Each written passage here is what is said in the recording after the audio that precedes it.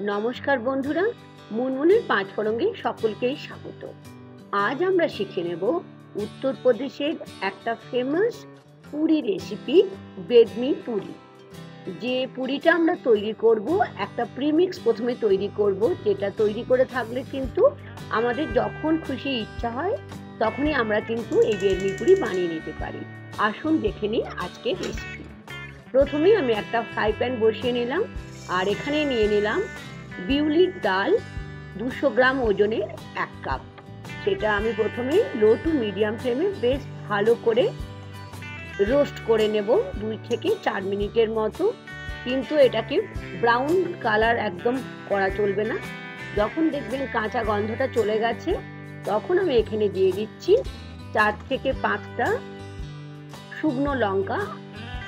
তারপরে লঙ্কাগুলো দিয়ে ঠিক একই রকম ভাবে ডালটার সাথে কিন্তু এটাকেও আমরা রোস্ট করে দেব। আমরা কিন্তু এখানে কোনো তেলের ব্যবহার করছি না, শুকনো পাত্রের মধ্যে আমরা কিন্তু এটা রোস্ট করব। এখন মিশিয়ে দিচ্ছি 3 চামচের মতো জিরে। এই জিরেটা এর মধ্যে দিয়ে আবারও একসাথে ডাল, শুকনো লঙ্কা আর জিরে তিনটেকেই কিন্তু আমরা বেশ ভালো করে রোস্ট করে নেব। আর জিরেটা থেকে যখন দেখবেন একটু সুন্দর গন্ধ আসছে তখন এর মধ্যে আমি দিয়ে দিচ্ছি 10 থেকে 12টা ব্ল্যাক পেপার মানে গোলমরিচ। এই গোলমরিচটা দিয়েও কিন্তু আমাদের বেশ ভালো করে রোস্ট করে নিতে হবে। আর এখন আমি গ্যাসের ফ্লেমটা বন্ধ করে নিলাম, কিন্তু এটাকে অনবরতই কিন্তু নাড়তে হবে, তা না হলে এটা কিন্তু পুড়ে যেতে পারে।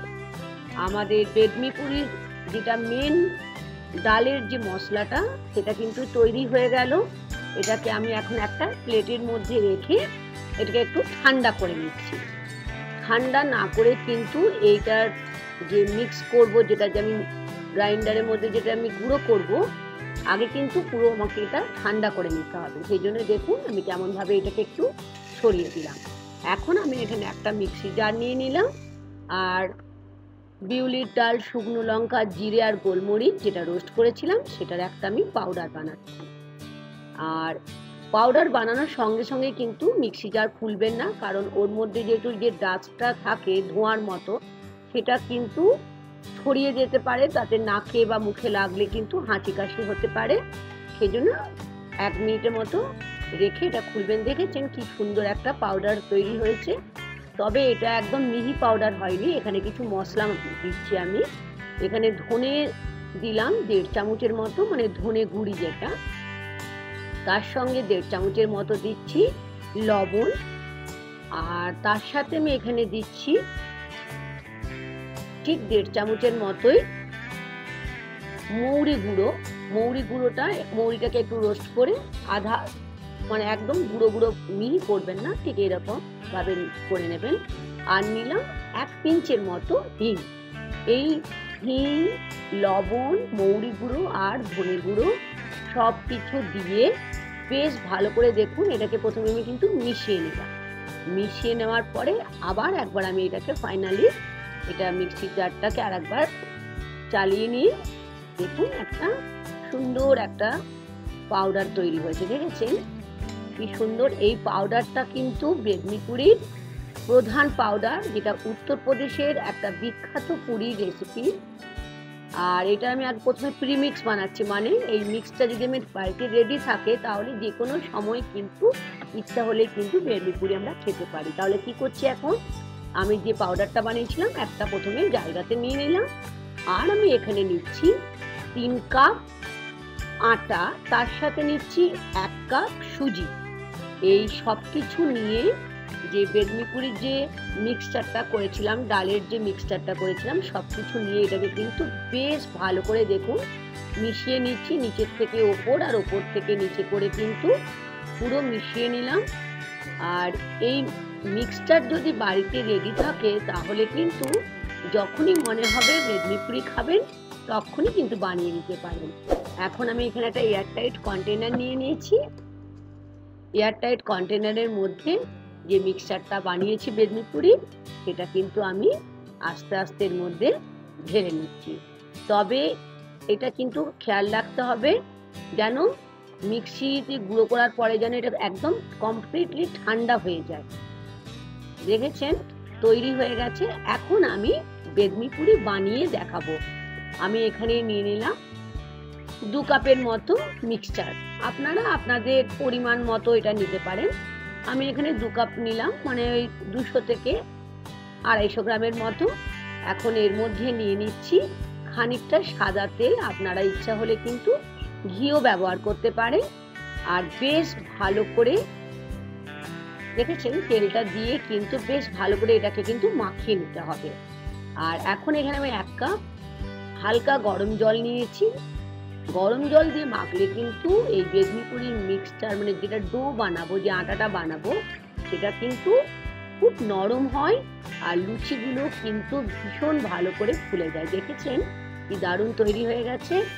আমি এখানে ঢাকা দিয়ে একটু রেস্টিংয়ে রাখলাম। এখন আমি চলে যাব গ্যাস স্টোভের কাছে। সেখানে কি করব, একদম ঠিক, আমি কড়াই বসিয়ে দেব। কড়াই বসিয়ে বেশ খানিকটা এখানে সাদা তেল নিয়ে নিলাম। তেলটাকে কিন্তু খুব ভালো করে গরম করতে হবে। আমরা সকলেই জানি লুচির তেল করতে গেলে তো গরমই করতে হয় ভালো করে। আর তেল গরম হতে হতে আমি দেখুন ছোট ছোট করে যেমন করে লুচি বানাই আমরা, ঠিক সেরকম ছোট ছোট করে লেচি বানিয়ে নিচ্ছি। আর এই পুরিটার একটা কি বিশেষত্ব বলুন তো, আমাদের নর্মাল লুচি করলে তো কিছুক্ষণে পরে নরম হয়ে যায় নিচে, কিন্তু এগুলো কিন্তু একদম শক্তও থাকে। আর আপনারা কিন্তু কোথাও ট্রাভেল করলে কিন্তু এটা নিয়ে যেতে পারেন বক্সে করে, খুব ভালো।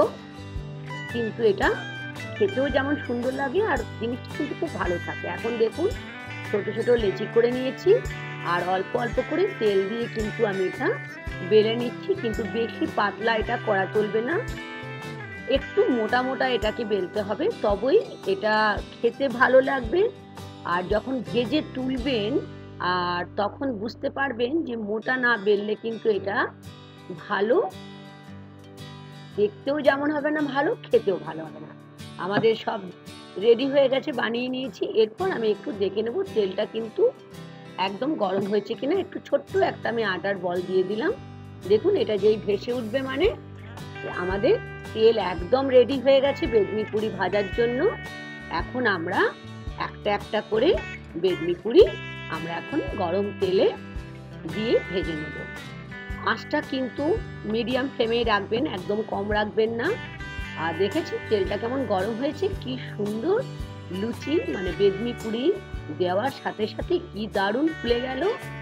অবশ্যই দুটো দিক কিন্তু একদম গোল্ডেন ব্রাউন করে ভাজতে হবে। আর ভেজে যখন দেখবেন দুটো সাইড একদম ব্রাউন কালার হয়ে গেছে, তখন এটা আস্তে আস্তে করে এটাকে কড়াই থেকে আমরা একটা একটা করে তুলে রাখবো। ঠিক এরকম করেই আমরা কিন্তু সব পুরিগুলো বানিয়ে ফেলবো। বেদমি পুরি করার জন্য যে টিপসগুলো লাগবে একটু মনে রাখতে হবে। যখন আমরা এটাকে রোস্ট করব তখন যেন এটা ড্রাই রোস্ট করার পর একদম ঠান্ডা করে মিক্সচারে দিতে হবে।